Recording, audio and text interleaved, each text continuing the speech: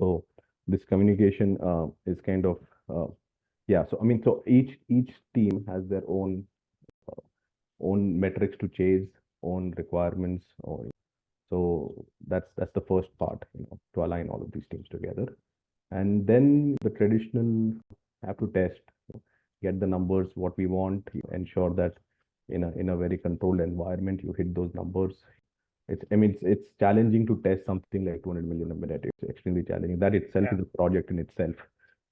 But there are, I mean, we put a lot of thought to testing. We get people in a room, get just draw board out about what we are planning to do. Do we need to test the entire system? Do we need to test just a single just a part of the system that we can just extrapolate to the rest of the system? A lot of thinking goes into that.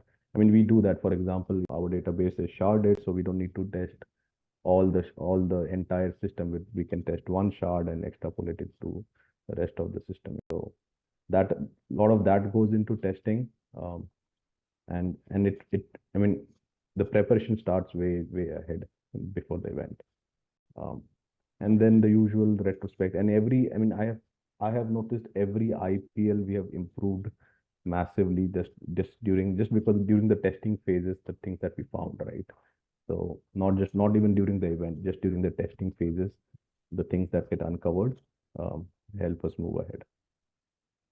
Yeah, very interesting. And also then what does net practice look like just before the match? Because I think one of the key challenges, as I've been talking to a lot of people, has been around the fact that how do you determine the impact of that incident in a way to be able to determine whether it's a P0 or a P1, and do you need all hands on deck?